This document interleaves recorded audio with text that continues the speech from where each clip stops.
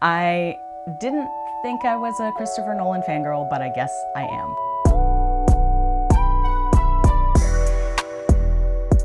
This video might help you get started with building your collection in 2025. Many of these were in AFI's 100 Years, 100 Films. When I first started collecting Blu-rays, I searched through Reddit, through my personal little movie club to get some insight because I really wanted to have that true 4K Blu-ray experience.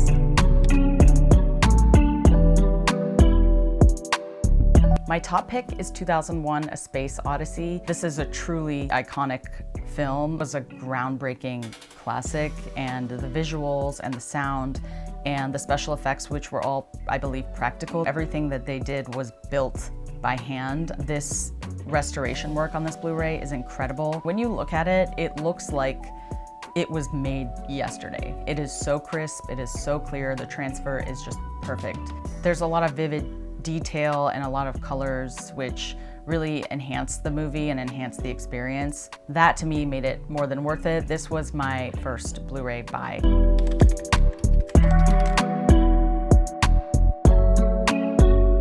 Next for me would be the Godfather Trilogy. It is a classic. It's just a collector's item. There are some detailed documentaries, commentary. The 4K UHD really, it sharpens up the image, it brings depth. The color is just very rich. It really takes the cinematography to another level. And it's just a damn good movie. Highly recommend The Godfather.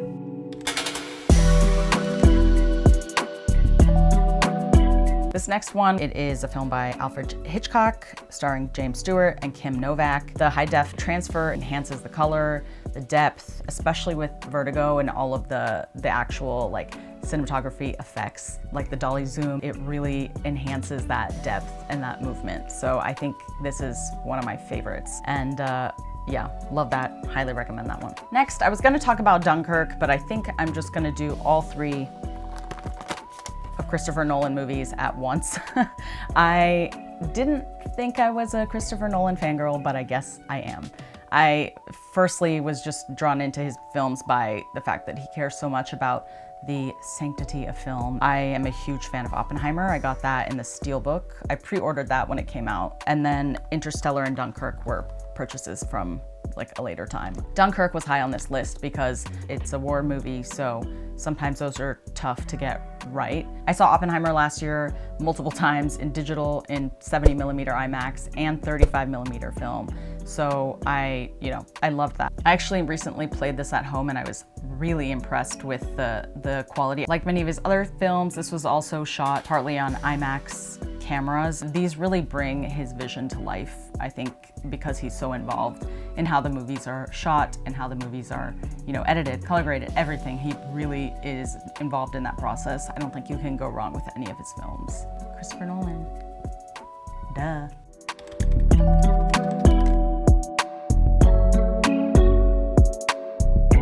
My next pick is Lawrence of Arabia. This may be a tough movie to get through. It's very, very long. 3 hours later. So long that it's in multiple discs. It's worth it because of the cinematography, in terms of the 4K transfer, and just the work that was done to restore this film. I got the Steelbook version. I'm just a sucker for a good Steelbook. There's a lot of bonus material, which is pretty much true for all of these. It's just a very legacy type of movie.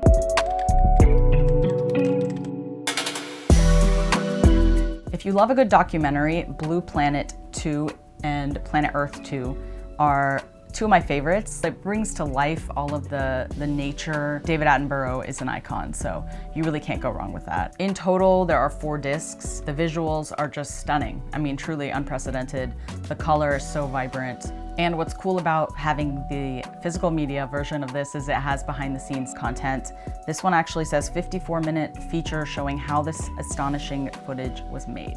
So if you're a documentary person, you're a nature person, sure you can stream this stuff on Netflix, but if you're a collector and you want to get the true experience, it's worth it.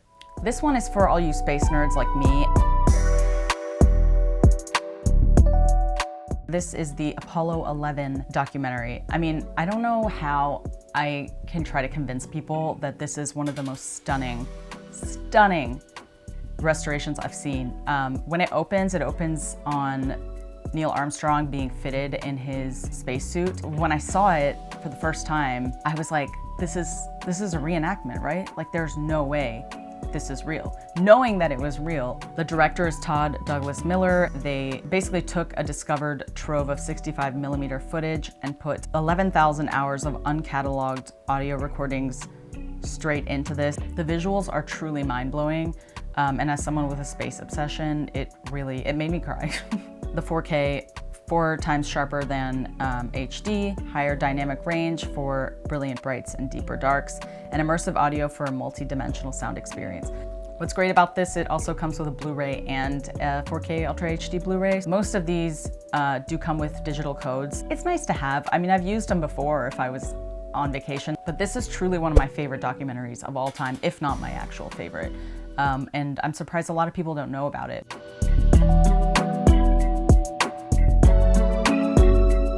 A few honorable mentions are ones that I don't own, like Blade Runner, Jaws. So this is kind of just a list to kick off your collecting adventures. So you don't have to buy everything just because it's good quality. Like, if it's a movie that you don't like, don't buy it. I got a lot of these for really good deals. I remember I got a few of them for $10 on Black Friday. And you can look anywhere. Groove.com has a lot of really great deals on steelbooks, Blu-rays, 4Ks.